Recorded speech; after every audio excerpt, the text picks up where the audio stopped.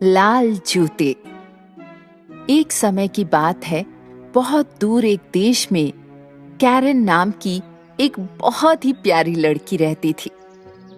वो अपनी माँ के साथ एक छोटे से घर में रहती थी और बहुत ही खुश मिजाज लड़की थी। वो अपनी माँ से वो सब कुछ पूछती थी जिसके बारे में वो जानना चाहती थी। माँ, आकाश में ये छोटी छोटी बत्तियाँ क्या हैं? वे सितारे हैं कैरन। पृथ्वी पर रहने वाला हर व्यक्ति आखिर में एक तारे में बदल जाता है और हमेशा के लिए आकाश में चमकता है। कैरन के पास केवल एक खिलौना था, एक जोड़ी कपड़े और एक जोड़ी लकड़ी की चप्पलों की थी, जो वो सड़क पर पहनकर घूमा करती थी। उसकी माँ ने उसके लिए जो लकड़ी की चप्पलें बनाई, वे आरामदायक नहीं थी, लेकिन उसके पास केवल वही थी। एक दिन कैरन की माँ बहुत बीमार हो गई, इसलिए कैरन अपनी माँ के लिए दवा खरीदने के लिए शहर गई और रास्ते में उसे सड़क किनारे एक डिब्बे में लाल जूतों का एक जोड़ा मिला। जूते इतनी खूबसूरती से चमक रहे थे कि कैरन उन्हें अपने साथ घर ले आई। देखो माँ, मुझे इस सड़क के किनारे मिले। कितने सुंदर है ना ये, जैसे मेरे लिए ही बने हो। ये किसी और के हो सकते हैं कैरन, तुम्हें उन्हें तुरंत वापस दे आना चाहिए। पर अगर उनका मालिक होता तो वो उन्हें बॉक्स के साथ ऐसे थोड़े ही छोड़ता। हो सकता है ये मालिक से गलती से गिर गए हों।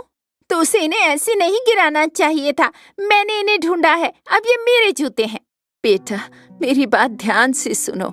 हो सकता है मैं अभी तुम्हारे लिए नए जूते ना खरीद पाऊं, लेकिन मैं नहीं चाहती कि तुम किसी दूसरे के जूते सिर्फ इस वजह से पहनो। प्लीज जिद्दी मत बनो, वादा करो कि तुम ये लाल जूते नहीं पहनोगी। कैरन ने दुखी होकर अपनी माँ से लाल जूते न पहनने का वादा किया और उन्हें अपने बिस्तर के नीचे छिपा दिया। महीनों बीत गए। एक दिन जब तक कैरन घर आई और उसे अपनी माँ घर में कहीं नहीं मिली, उसने घर में हर जगह देखा, जब तक कि उसे एहसास नहीं हुआ कि उसकी माँ आकाश में एक चमकीला तारा बन गई है। अगले दिन अपनी माँ के अंतिम संस्कार के लिए जाते समय कैरन ने वही लाल जूते पहने। अंतिम संस्कार में आए लोग कैरन के जूतों से नजरें नहीं हटा सके। इतना अनादर! इस लड़की ने अंतिम संस्कार में लाल जूते पहने। लेकिन कैरन ने परवाह नहीं की, क्योंकि उसे अपने जूते बहुत पसंद थे। तभी एक नेक दिल बूढ़ी औरत कब्रिस्तान के पास से गुजर रही थी। इस बूढ़ी औरत को पता चला कि ये छोटी बच्ची अब अनाथ हो गई है। उसने उसे गोद लेने की इच्छा जाहिर की। मेरे साथ आओ सुंदर लड़की, मैं पूरी कोशिश करूंगी कि तुम बड़ी होकर सुंदर और सफल औरत बनो। इसलिए कैरन कई वर्षों तक बूढ़ी औरत के साथ रहने के लिए चली गई। कैरन, आपने अपनी माँ के अंतिम संस्कार के बाद से ये जूते पहन रखे हैं, अब आप इन्हें उतार दें। ये बहुत गंदे हो चुके हैं। नहीं, मुझे अपने लाल जूते पसंद हैं। ओह कैरन, इतनी जिद्दी मत बनो। चलो अपने जूते बदलो, मैं और अच्छे जूते खरीद दूंगी, मैं वादा करती हूँ। कैरन उस बूढ़ी औरत को नाराज नहीं करना चाहती थी, जिसने उसे गोद लेने की दयालुता दिखाई थी। इसलिए उसने आखिरकार अपने लाल जूते उतार दिए और उन्हें फेंक दिया। कुछ दिन बीते। एक दिन कैरन अपने नए कमरे में नए कपड़े और खिलौनों के साथ खेल रही थी और बूढ़ी औरत उसके लिए नई जोड़ी जूते ले आई। लेकिन कैरन को ये जूते बिल्कुल पसंद नहीं आए। लेकिन ये नीले हैं, बहुत भद्दे, मुझे ये बिल्कुल पसंद नहीं है। तो आने वाले कई वर्षों तक कैरन अपने लाल जूतों को बहुत याद करके रोती रहती। वो बड़ी होकर एक खूबसूरत युवती बन गई, लेकिन उसका जिद्दी रवैया कभी नहीं बदला। यहाँ तक कि जब बूढ़ी औरत उसके लिए तोहफे लाती तो भी नहीं। मैं ये सब नहीं पहनती। लेकिन मैंने इसे तुम्हारे लिए बुना है। मैं ये खाना कभी नहीं खाऊंगी। मेरे लिए फ्रेंच फ्राइज बनाओ। कम से कम एक टुकड़ा खाकर तो देख लो बेटी। बूढ़ी औरत कैरन के जिद्दी और नक चढ़े रवैये से बहुत थक गई थी, लेकिन फिर भी उसने उसके लिए फ्रेंच फ्राइज बनाई। जैसे ही वो अंदर आई, कैरन नीले जूते उतार रही थी जिनके लिए वो अब बड़ी हो चुकी थी। देखो, मेरी सारी चीजें अब छोटी हो गई हैं। मैं बड़ी हो गई हूँ। कोई बात नहीं, तो चलो तुम्हारे लिए नए कपड़े और नए जूते खरीदते हैं बेटा। फिर बुढ़िया और कैरन दुकान पर गए। ओह, देखो, मेरे पसंदीदा लाल जूतों की तरह। ये तो मेरे पास होने ही चाहिए। कैरन, आपको फैंसी लाल जूतों की जरूरत नहीं है। आपको ऐसे जूते पहनने चाहिए जिन्हें पहनकर तुम अच्छी लगो, किसी के अंतिम संस्कार में भी पहन सको। मैं तुम्हारे लिए सिर्फ एक जोड़ी जूते खरीद सकती हूँ। चलो उन काले वालों को खरीदते हैं और घर चलते हैं। मुझे परवाह नहीं है। अगर तुम दोनों जोड़ी जूते नहीं खरीदोगी तो मैं आपसे हर जगह नंगे पांव जाऊंगी। ओ छोटी लड़की, काश तुम इतनी जिद्दी ना होती। बूढ़ी औरत ने कैरन के लिए काले जूते खरीदे और अपने आखिरी पैसों को उसे खुश करने के लिए लाल जूते खरीदने में खर्च दिया। उन्हें अब पैदल ही घर जाना पड़ा। रास्ते में बुढ़िया के पैरों में बहुत दर्द होता रहा और वो बिगड़ी हुई कैरन को सहन नहीं कर पा रही थी। पर कैरन को कोई परवाह नहीं थी। वो अपने नए लाल जूतों के साथ घर गई। एक दिन बुढ़िया ने कैरन से कहा कि उन्हें शहर में एक अंतिम संस्कार में शामिल होना है। कैरन, तुम्हें अपने काले जूते ही पहनने हैं, नहीं तो अंतिम संस्कार में बेइज्जती होगी। कैरन ने अपने कमरे में काले जूतों की ओर देखा और फिर चमकीले लाल जूतों को, और उसने लाल जूते पहनना चुना। जब वे घर से निकले तो उसने उन्हें अपनी स्कर्ट से ढक दिया ताकि बूढ़ी औरत को जूते दिखाई ना दें। हालांकि अंतिम संस्कार में सभी ने कैरन के जूते उसकी स्कर्ट के नीचे चमकते हुए देख लिए थे। उन्होंने अंतिम संस्कार में कैरन के लाल जूतों के बारे में कानाफूसी की कि ऐसे मौके पर ऐसे जूते पहनना कितनी शर्म की बात है। ये बात जब बुढ़िया के कान में पड़ी तो उसे बहुत गुस्सा आया। तुमने मेरी बात नहीं मानी और फिर से लाल जूते पहन लिए। तुम बहुत जिद्दी हो कैरन, कुछ तो अकल की बात करो। हमेशा बेइज्जती करवाती हो। उसी समय वहां से गुजर रहा एक सुंदर नौजवान कैरन की सुंदरता पर मोहित हो गया। वो उसके पास आया और अपने घुटनों के बल बैठ गया और उसे प्रणाम किया। तुम कितनी सुंदर हो और इन जूतों में और भी खूबसूरत लग रही हो। मेरे प्रिय, आप मुझे शर्मिंदा कर रहे हैं। आप बहुत अच्छा नाचती होंगी। मैं आज रात आपको महल की डांस नाइट में आमंत्रित करता हूँ, जरूर आइएगा। राजकुमार की पेशकश की खुशी के साथ कैरन खुशी से नाचने लगी, लेकिन कुछ देर बाद कैरन डांस करना बंद नहीं कर पाई। मैं अपने पैरों को रोक क्यों नहीं पा रही हूँ? क्या हो रहा है? कैरन डांस करते करते बूढ़ी औरत और राजकुमार से दूर चलने लगी। कैरन, वापस आ जाओ। भले ही राजकुमार ने कुछ समय के लिए कैरन का पीछा किया, पर वो बहुत दूर निकल गई।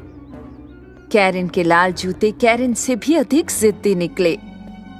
वे उसे पहाड़ की चोटी तक ले गए और 3 दिन तक दिन रात उसे नचाते रहे। कैरन के पैरों में इतनी चोटें लग गई थी कि वो पैर रखते हुए भी दर्द से चिल्लाती थी। कीचड़ में फंसने के बावजूद और कांटेदार सुइयां चुभने के बावजूद जूते नाचते रहे। बस हो गया, मैं बहुत थक गई हूँ। मैं आपसे इतनी जिद नहीं करूँगी, मैं वादा करती हूँ। प्लीज रुक जाओ जूतों, प्लीज रुक जाओ। और जब कैरन ने कहा कि वो अपनी सारी जिदें छोड़ देगी, लाल जूते उसके पैरों से कूद गए और कैरन भी जमीन पर गिर गई और लाल जूते उसके बिना भी नाचते रहे। कैरन को एक छड़ी मिली और वो दर्द से लंगड़ाते हुए किसी तरह घर पहुंची। उसकी टांगों में बहुत दर्द हो रहा था। अपना घर देखकर वो खुशी से रोने लगी। बूढ़ी औरत ने दरवाजे पर उसका स्वागत किया। उन्होंने एक दूसरे को गले लगाया। मैं जानती हूँ मैं बहुत जिद्दी लड़की थी, लेकिन मैं वादा करती हूँ अब मैं वैसी नहीं रहूंगी। कैरन की जिद छोड़ने के बाद चीजें बेहतर होने लगीं। एक दिन किसी ने दरवाजा खटखटाया। वो कोई और नहीं, वही युवा और सुंदर राजकुमार था। ओह, तुम यहाँ हो कैरन। मैंने तुम्हें पकड़ने की बहुत कोशिश की, लेकिन तुम बहुत तेज नाचती हो। तुम्हें कैसे कर लेती हो? कैरन सुंदर और नौजवान राजकुमार को देखकर खुश हो गई। उस दिन से दोनों एक दूसरे से प्यार करने लगे। कैरन ने जिद को पीछे छोड़ते हुए एक सुखी और शांतिपूर्ण जीवन व्यतीत किया। गोपी किसान उस दिन दुखी मन से अपने खेत में गया, क्योंकि गर्मी होने के बावजूद उसके खेत में अभी भी कोई फसल नहीं हो रही थी। मेरे खेत में आज भी कोई फसल नहीं उगी। अब मैं क्या करूंगा? अगर मैंने राज्य में फसल नहीं पहुंचाई तो मैं मुश्किल में पड़ जाऊंगा। एक दिन जैसे ही गोपी अपने बंजर खेत की खुदाई करते करते थक गया, तो उसकी कुदाल किसी कठोर वस्तु से टकराई। हाँ? वो क्या है? हाँ। जब उसने खुदाई करना जारी रखा तो देखा कि ये एक घड़ा है। एक घड़ा मेरे खेत में क्या कर रहा है? और ये तो अंदर से खाली है। गोपी बहुत दुखी था कि उसने इतनी मेहनत भी की और नतीजा भी कुछ नहीं निकला। उसने अपनी कुदाल बर्तन में ही गिरा दी और आराम करने के लिए एक पेड़ के नीचे लेट गया।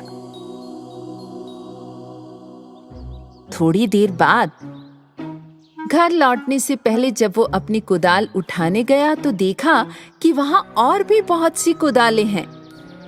क्या? लेकिन ये कैसे हो सकता है? मेरे पास तो सिर्फ एक कुदाल थी। गोपी ने कुदाल से भरा हुआ घड़ा खाली किया और इस बार अपना फावड़ा उसमें डाल दिया। लेकिन ये क्या? बर्तन में तुरंत 100 फावड़े और दिखाई दिए।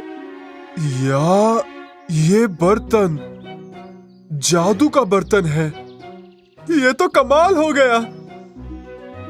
गोपी चकित और रोमांचित दोनों था। वो बर्तन को सीधे अपने घर ले आया। उसने जल्दी से एक मुर्गी के अंडे को बर्तन में आजमाया और उसे बर्तन में छोड़ दिया। जल्द ही बर्तन अंडों से भर गया। मुझे अपनी आंखों पर विश्वास नहीं हो रहा है। फिर उसने अपना सेब और रोटी बर्तन में डाल दी। जादू के बर्तन ने गोपी को सैकड़ों सेब और रोटियां वापस दी। अब मुझे बंजर खेतों को देखने की जरूरत नहीं है। अब मैं इन उत्पादों को राज्य के बाजार में बेच सकता हूँ।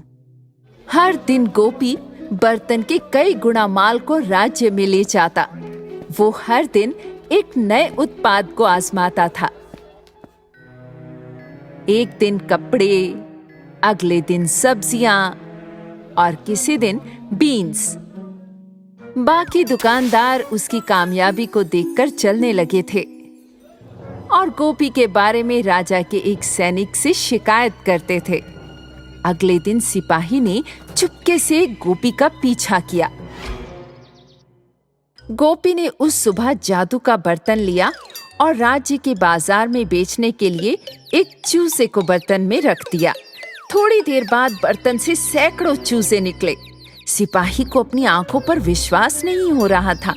गोपी के घर के आसपास दौड़ते हुए सैकड़ों चूजों में से एक गलती से बर्तन में गिर गया और 100 चूजे और पैदा हो गए।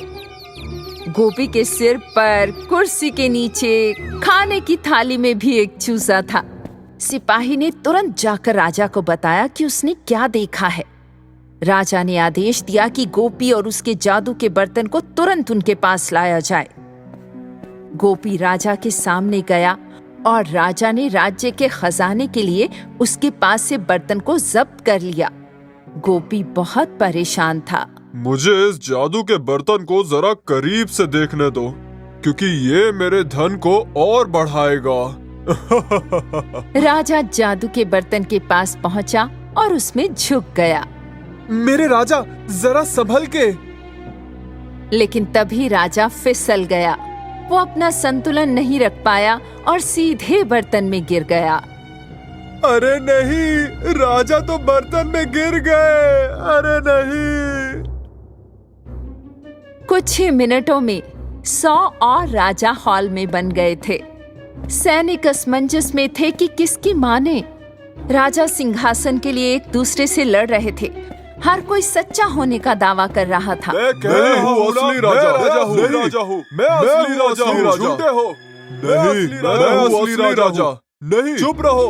जब गोपी ने महसूस किया कि जादू का बर्तन कितना खतरनाक हो सकता है, तो वो भ्रमित अवस्था में ही महल से बाहर निकल गया और अपना बर्तन अपने साथ ले गया।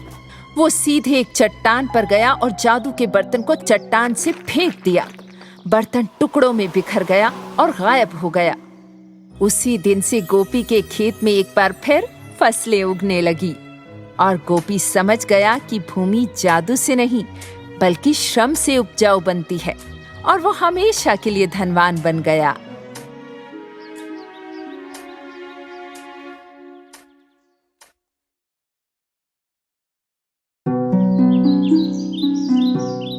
एक समय की बात है, एक गरीब विधवा औरत अपने बेटे के साथ रहती थी।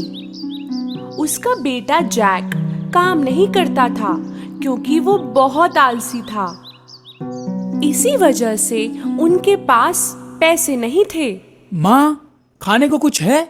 मुझे भूख लगी है। दिन गुजरते गए, वो लोग और गरीब हो गए।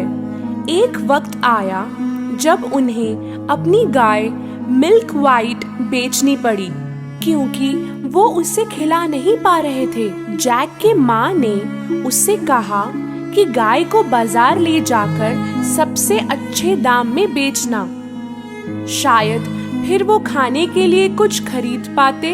बाजार जाते समय जैक को एक अजीब दिखने वाला बूढ़ा मिला।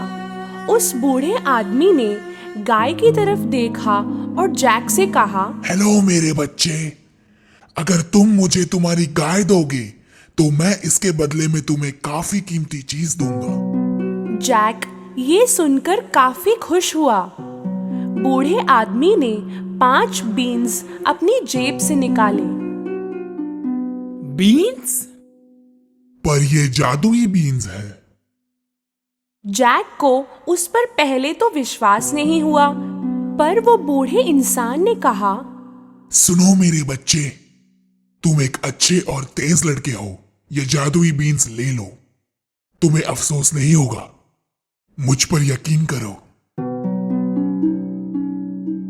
जैक ने उस पर विश्वास किया और उस जादुई बीन के बदले अपनी गाय मिल्क वाइट उसे दे दी।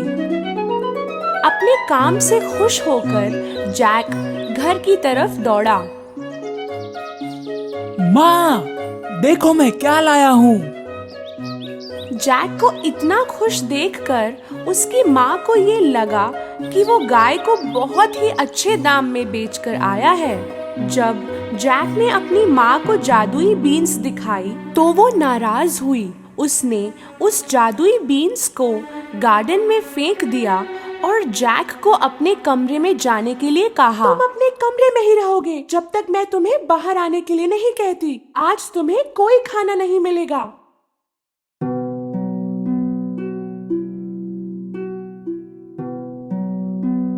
सुबह जैक ने अपनी खिड़की से बाहर झांका तो वो हैरान हो गया। उसके कमरे की खिड़की से उसने देखा कि एक पौधा बहुत तेजी से बढ़ रहा है। ये ना तो कोई साधारण पेड़ था, ना कोई फूल, ये जादुई बीन का पेड़ था। जैक ने उस विशाल बीन के पेड़ पर छलांग लगाई। उसके टेढ़े मेढ़े पत्तों पर सीढ़ियों की तरह चढ़ने लगा।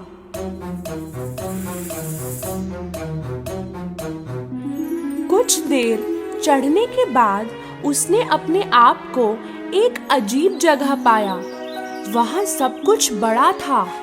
उसने एक फूलों से भरा रास्ता देखा जिसके किनारे पे एक बड़ा सा घर था। जैक घर की तरफ पहुंचा और उसने दरवाजा खटखटाया। एक विशाल औरत ने अंदर से जवाब दिया। मैं आपसे पूछने वाला था कि आपके पास कुछ खाने को होगा? हाँ है, पर तुम्हें मेरे पति के आने से पहले जाना होगा यहाँ से। मेरे पति को छोटे बच्चे बहुत पसंद हैं, वो उन्हें खा जाते हैं। जैक बहुत डरा हुआ था, पर उतना ही भूखा भी था। जैसे ही वो कुछ खाने के लिए टेबल पर बैठा, उसने सुना कि कोई गहरी आवाज में बाहर बात कर रहा था। मुझे बच्चे की खुशबू आ रही है, कच्चा या पक्का कुछ भी चलेगा, मैं उनको ढूंढ के ही रहूंगा। उस औरत ने जैक को आवाज दी, अभी के अभी ओवन में जाकर छुप जाओ बच्चे। जैक ओवन में जाकर छिप गया। वो राक्षस किचन में जाकर सूंघने लगा। मुझे बच्चे की खुशबू आ रही है। क्या कह रहे हो जी? शायद आपको उस मीट की खुशबू आ रही है जो मैंने कल बिल्ली को खिलाया था। खाना हो जाने पर वो राक्षस अपने सोने के सिक्के गिनने लगा।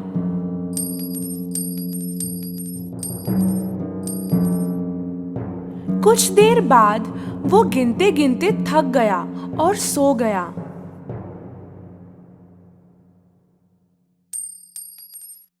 जैक ओवन से बाहर आया और उसने सोने के बैग को लिया। उसने बैग को बीन के पेड़ के नीचे फेंका और वो पेड़ से नीचे उतरने लगा।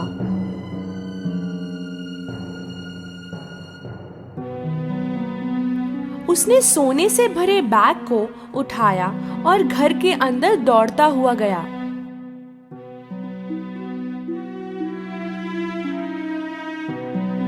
जैक की माँ ने सोने को देखा तो वो बहुत खुश हुई। उस दिन के बाद वो कभी गरीब नहीं रहे। लेकिन कुछ महीनों बाद जो कुछ भी सोने का उनके पास था वो खत्म हो गया। जब और कोई रास्ता नहीं था, जैक फिर से बीन के पेड़ पर चढ़कर उस राक्षस के घर पहुंचा। पिछली बार जब तुम यहाँ आए थे तब हमारा एक सोने का बैग चोरी हो गया था। पर फिर भी उसने जैक को प्यार से अंदर बुलाया। थोड़ी देर में राक्षस घर पहुंचा। मुझे बच्चे की खुशबू आ रही है, कच्चा या पक्का कुछ भी चलेगा, मैं उनको ढूंढ के ही रहूंगा। राक्षस की आवाज सुनते ही जैक ओवन में जाकर छुप गया। खाना हो जाने पर राक्षस ने अपनी पत्नी को मुर्गी लाने के लिए कहा।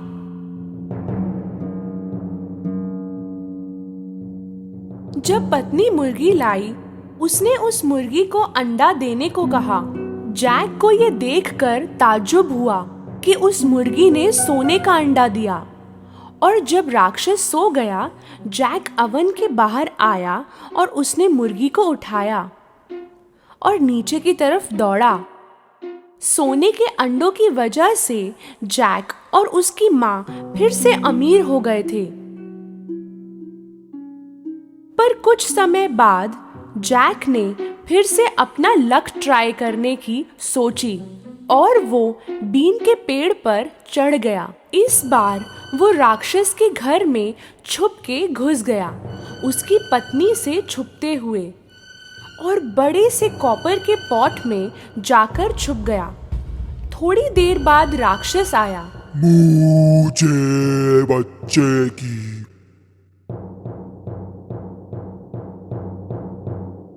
खुशबू आ रही है, कच्चा या पक्का कुछ भी चलेगा, मैं उनको ढूंढ के ही रहूंगा।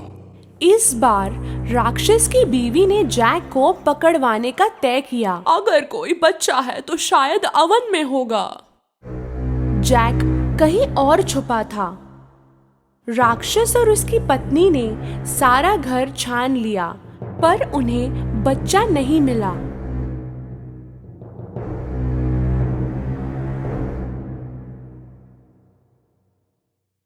खाने के बाद राक्षस ने सोने की वीणा टेबल पर रखी और उसे बजाने का आदेश दिया।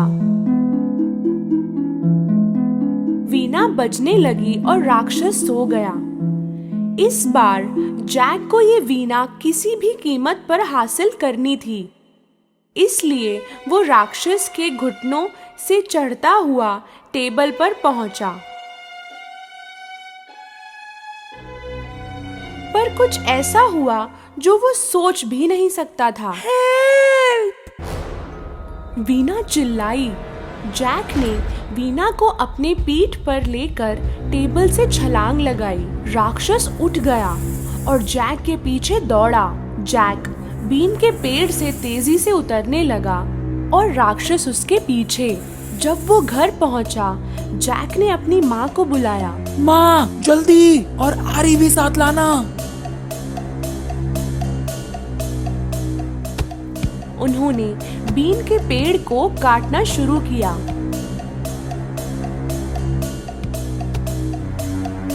आखिर उन्होंने बीन के पेड़ को काट दिया और राक्षस जोरों से नीचे जमीन पर गिर गया।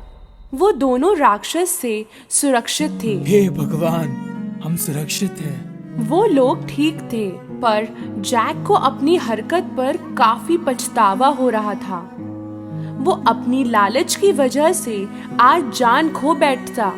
उसने अपनी माँ को वादा किया कि वो कभी भी चोरी नहीं करेगा और वो कल से बहुत मेहनत करेगा।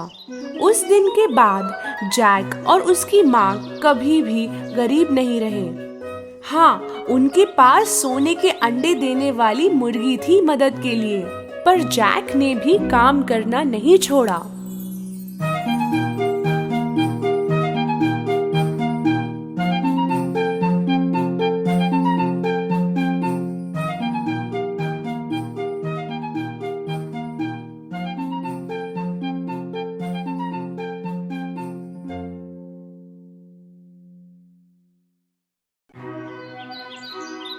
एक समय की बात है, जंगल में एक छोटे से घर में मदर गोट और उनकी प्यारी लिटिल गोट्स मौज मस्ती से रहा करते थे।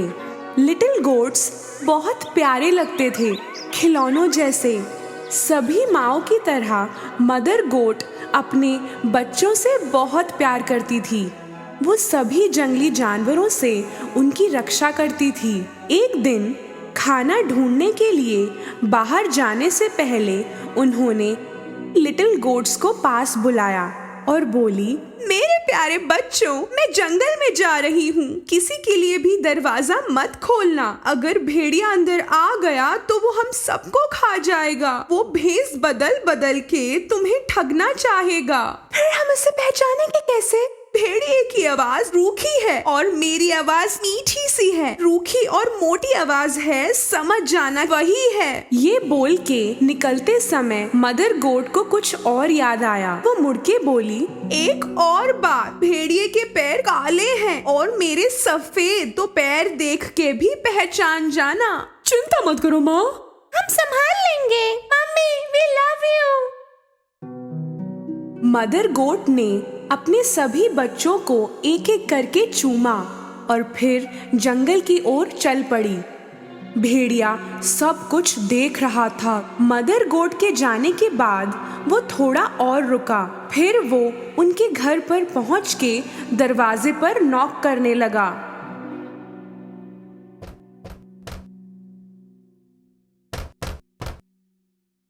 कौन है वहां? मेरे प्यारे बच्चों, चलो दरवाजा खोलो। देखो, मम्मी तुम्हारे लिए खाना लेके आई है। पर लिटिल गोट्स ने भेड़िए की रूखी आवाज पहचान ली। दरवाजे के उस पार से वो चिल्लाए, तुम हमारी मम्मी नहीं हो। उनकी आवाज बहुत प्यारी और मीठी है। तुम हमें बुद्धू नहीं बना सकते भेड़िए। भेड़िए को बड़ा गुस्सा आया क्योंकि वो लिटिल गोट्स को ठग नहीं पाया, तो उसने एक चौक का पीस खा लिया। अब उसकी आवाज थोड़ी मीठी हो गई थी। वो वापस उनके घर गया और दरवाजे पे नॉक किया। अब की बार भेड़िए ने अपनी मीठी आवाज में बात की। मेरे प्यारे बच्चों, दरवाजा खोलो। मैं तुम्हारी मम्मी हूँ। मैं सबके लिए खाना लेके आई हूँ। इस बार इस मीठी आवाज को सुन के लिटिल गोट्स को लगा कि ये उनकी मम्मी की ही है। दरवाजा खोलने ही वाले थे कि उनमें से एक चिल्लाया, पहले दरवाजे के नीचे से पैर देखते हैं। जब उन्होंने देखा तो भेड़िए के काले पैर दिखे। सभी चिल्लाए, हम दरवाजा नहीं खोलेंगे। मम्मी के पैर तो काले नहीं हैं। उनके पैर सफेद हैं। तुम भेड़िए हो। अपना गुस्सा निगल के भेड़िया वहां से निकला। अब वो बेकरी गया। बेकर भेड़िए को देखकर चकित रह गया। मैं अभी शाकाहारी हो गया हूँ। अब से पेस्ट्री खाऊंगा। थोड़ा आटा दोगे? भेड़िया बेकरी से आटा लेके निकला। घर के पास उसने आटा अपने पैरों पर लगा दिया। अब उसके पैर सफेद हो गए। अब तीसरी बार चालाक भेड़िए ने दरवाजे पर नॉक किया। मेरे प्यारे बच्चों, दरवाजा खोलो। मैं तुम्हारी मम्मी हूँ। मैं सबके लिए खाना लेके आई हूँ। पहले पैर दिखाओ तो मालूम पड़े कि मम्मी ही हो। भेड़िए ने उनको आटे से सने हुए अपने पैर दिखाए। जब लिटिल गोट्स ने सफेद पैर देखे, उन्होंने समझा कि उनकी माँ है और दरवाजा खोल दिया। फिर क्या, उनके सामने था भेड़िया। लिटिल गोट्स डरे, घबराए, चिल्लाने लगे,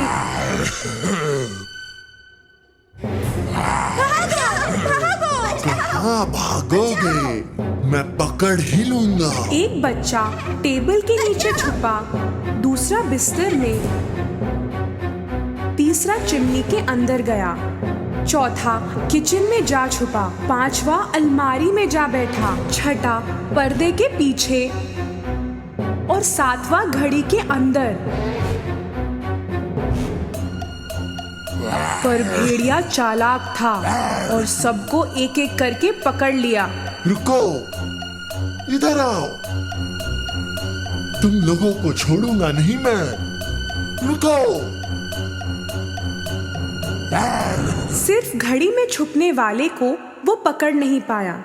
उसका पेट भर चुका था, इसलिए उसने सोचा नहीं और वहां से निकल गया। वहां एक बड़ा मैदान था जहां भेड़िया एक पेड़ के नीचे नाक बजा के सोने लगा।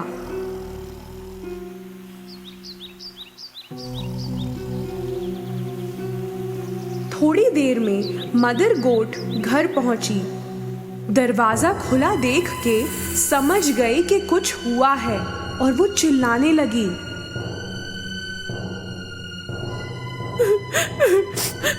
मेरे बच्चे।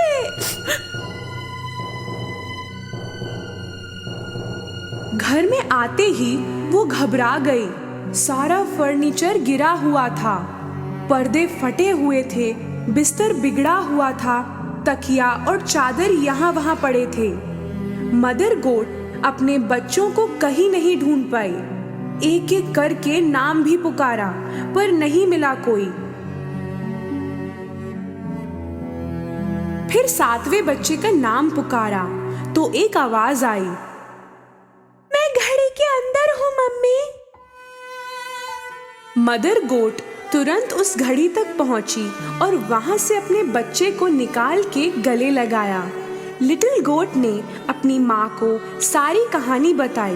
भेड़िया आया था भेष बदल के, हमें लगा आप हो, वो मेरे सभी भाइयों को खा गया।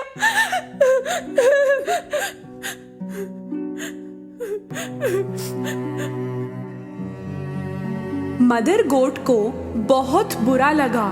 वो बहुत रोई अपने बच्चे को लेकर। अपने सिर्फ एक बच्चे के साथ वो घर से बाहर निकली। तभी उनको भेड़िया सोया हुआ दिखा। उसकी नाक इतनी तेज बज रही थी कि पेड़ के पत्ते भी हिल रहे थे। मदर गोट ने भेड़िए को थोड़ी देर देखा। उसने देखा कि उसके पेट के अंदर कुछ हिल रहा था।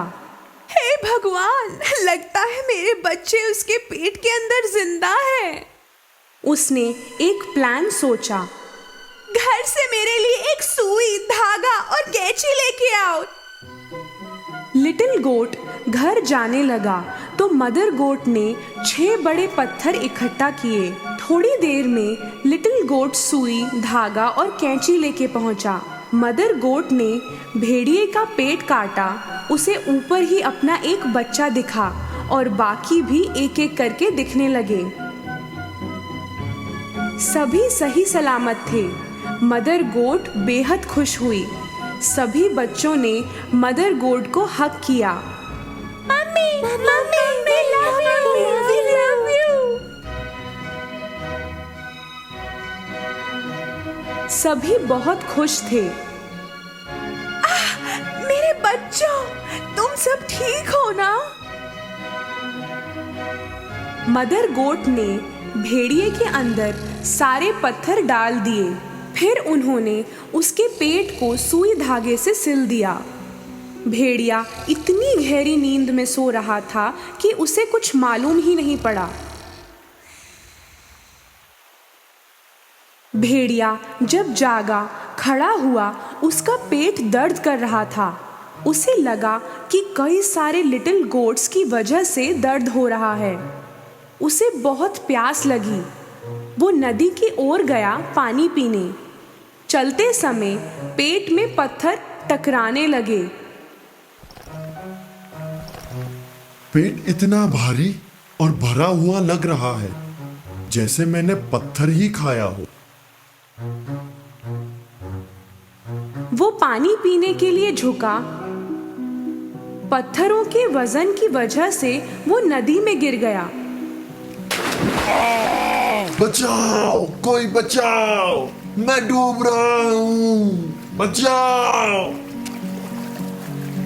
वो बहुत चिल्लाया पर कोई नहीं आया। पत्थरों का वजन उसे पानी में नीचे ले गया।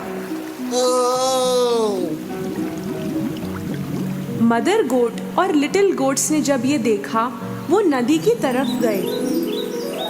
भेड़िया डूब गया, भेड़िया डूब गया, डूब गया।